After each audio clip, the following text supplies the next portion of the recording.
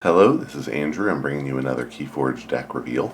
This is going to be a nice, lovely AOA deck here.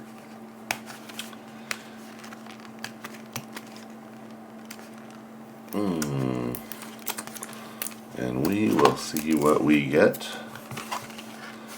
Still in the search for a triple Ronnie. Still would love like a double Drummer Knot, double King or Chieftain. And I would still love a Legacy Khalifi Dragon. That's kind of on my hit list here. Alright, let's see. We did get Shadows, Dees, and Logos. Okay, well this is a fun combo. Depending on what we get, hopefully we get good Amber control out of the Shadows, maybe some small creature board control as well. Some board and Amber control, hopefully along with some deck manipulation against the opponent in Dees. And in Logos, I'm hoping for deck manipulation to help us, as well as strong Amber generation would be ideal. I mean, I love, one of my favorite cards to get in Logos is Eureka. One or even two of those are really fantastic. And then some archive stuff that could help set up for power Shadows turns, maybe even power Dees turns, depending on the situation. And yeah, and I wouldn't mind a Legacy like Gateway to Dees or something as a way to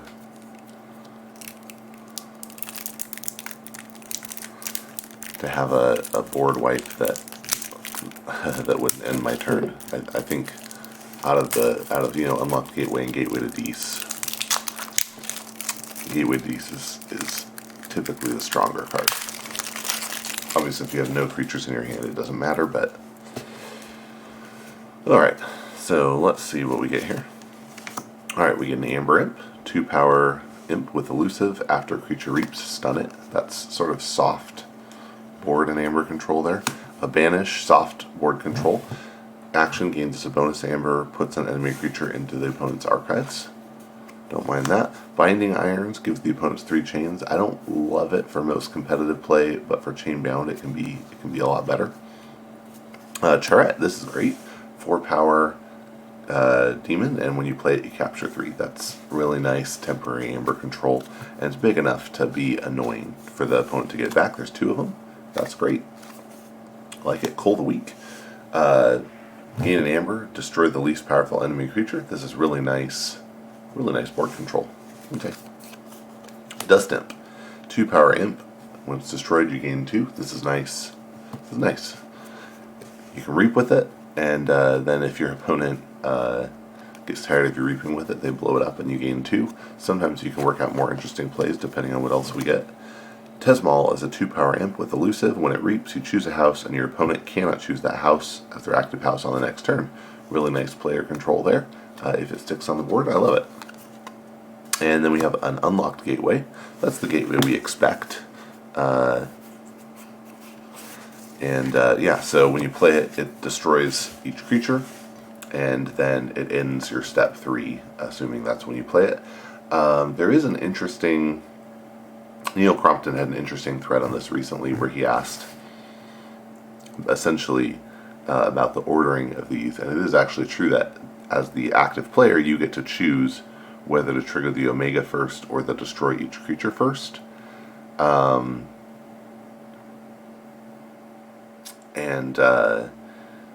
if it's your turn, you get to choose. So, and the only time I think it would matter is if you're dealing with the Jargogle, and in that case,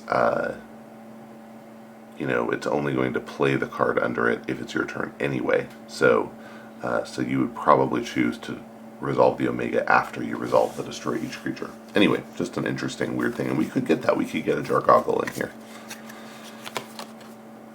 Hysteria, return each creature to its owner's hand. This actually could be quite okay with the Charettes.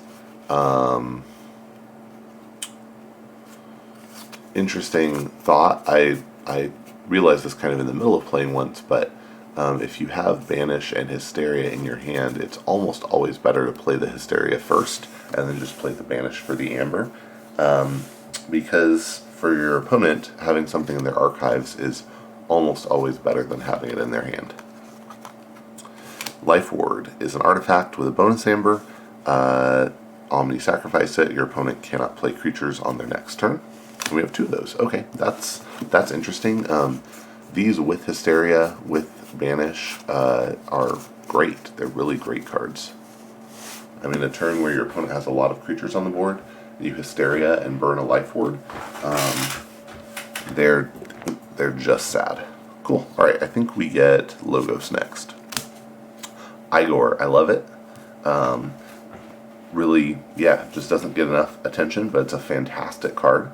You look at the top 3, it's 2 power, and it's a cyborg, but you look at the top 3 cards of your deck, you add 1 to your hand and discard the others. This just gives you a fantastic ability to sift through your deck and get what you want. I would love to have multiples of these. Cool, we do. We have 2 of them, at least. Alright, cool. I'm happy with that. Poke gives us a bonus amber, and you deal 1 damage to an enemy creature. If this damage destroys that creature, draw a card. I mostly just think of this as gain an amber, do a damage. If you once in a while get a draw off it, great. Even if you do, you probably won't draw into anything you care about, so I just don't bank on that. Okay, Professor Sutterkin, very nice, interesting. 2 power human scientist. When he reaps, you draw a card for each friendly Logos creature. That's very good. So far we've seen 2, so, well, including him would be 3 if we happen to get them all on the board. This is almost always just going to get murdered as soon as it hits the board. That's okay. Eyegor Researcher, 2 power human scientist. When it's played, you archive the top card of your deck or the top card of your discard pile. Good stuff here. I mean, we could archive. So I love Researcher in combination with Eyegor, because it means if you have them both in your hand, you play the Eyegor first, and let's say you have, out of the 3 cards you draw, you see one of them that you're like, okay, I want to play this turn. You see another one that you think, ooh, I would love to save that for a future turn. You discard that second, and then you can just archive it with the Researcher.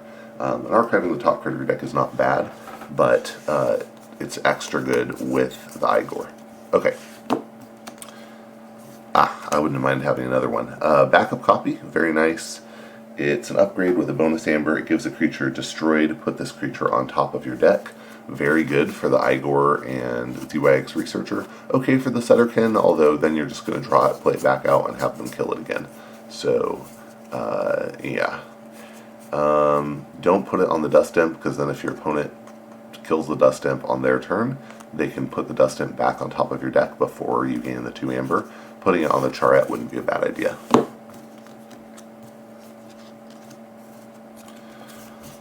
We have 2 of those. Cool. It's not bad. It's good in here. It's good with this setup. And a Bouncing Deathquark. This is really nice, especially considering all the small creatures we have. We're going to need some board control. We have the Unlocked Gateway, the Hysteria, the Cull the Weak.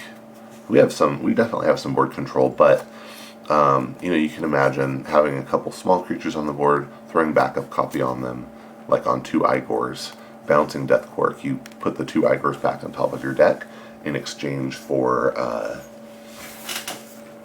destroying 2 opponent creatures. That's a really good deal.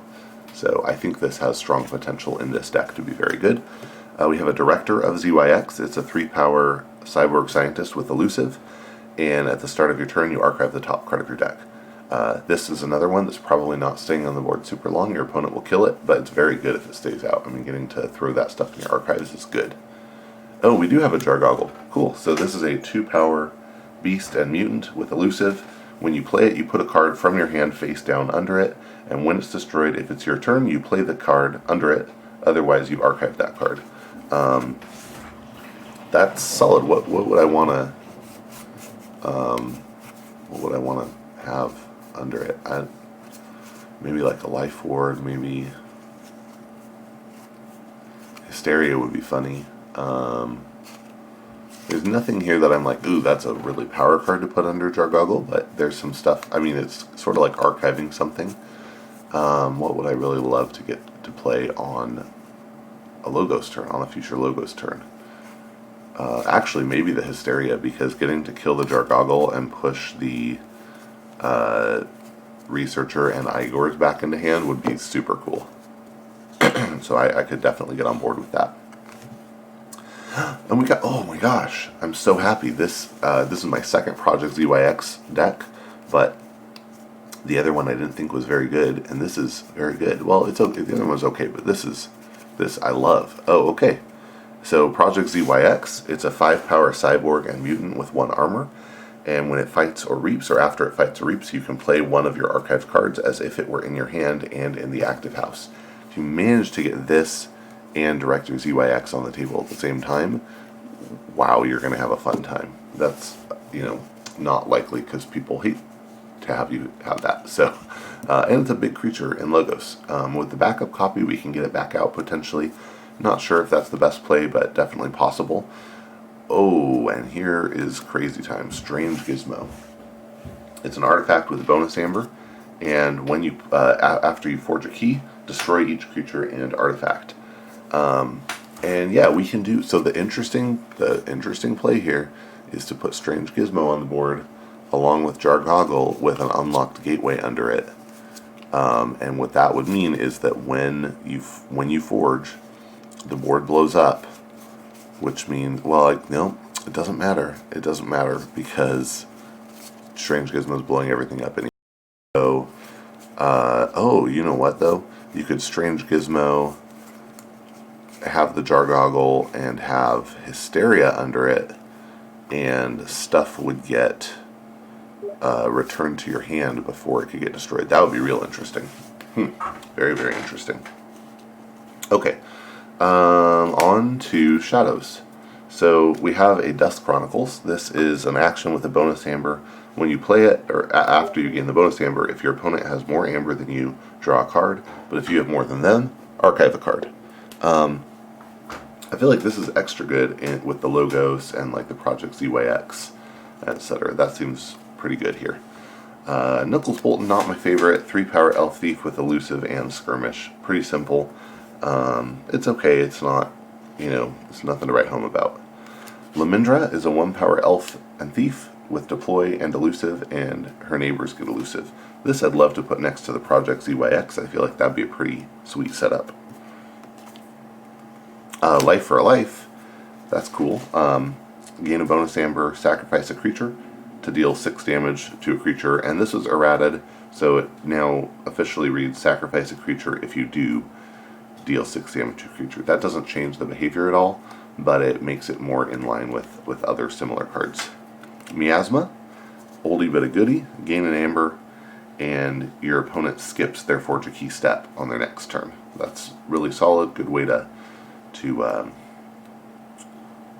eke out a victory in some cases.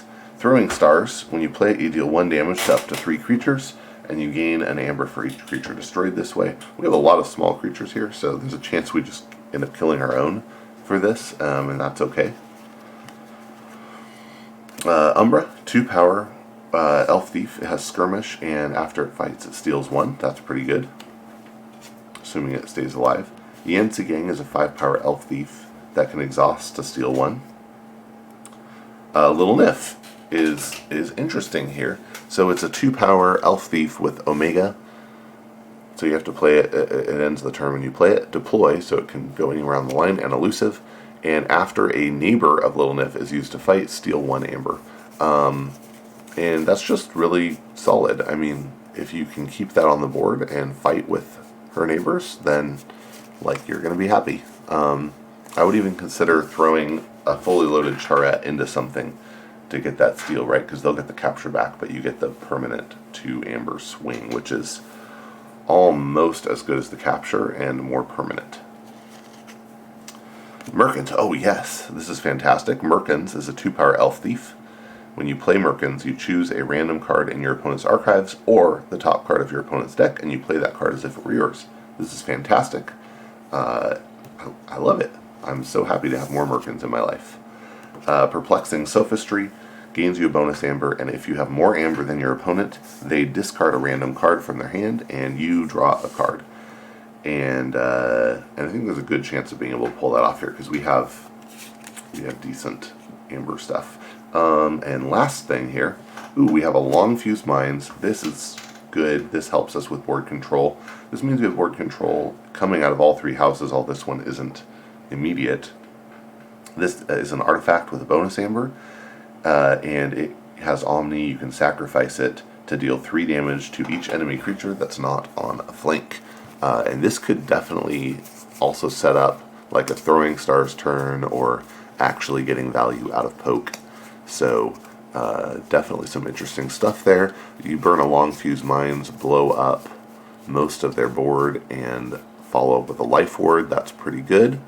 Yeah, I think there's some, even then, you know, you leave 2 creatures, you cold a week, you get to kill one of them, and they're left with 1 creature. That's some pretty interesting stuff there. So I really like it. I'm very excited about this deck. I don't think it has anything that like on its own is like, wow, that's amazing, but it just has a lot of really good cards. And I don't even think, do we even have, yeah, we have three rares here, and one of them is Strange Gizmo, which is just definitely not a chase card, but and a lot of commons, but they're just really good, solid cards that I love to have. So I think this is a pretty good deck. I'm really looking forward to playtesting it a bit, and maybe you can forge some keys with me. Thanks.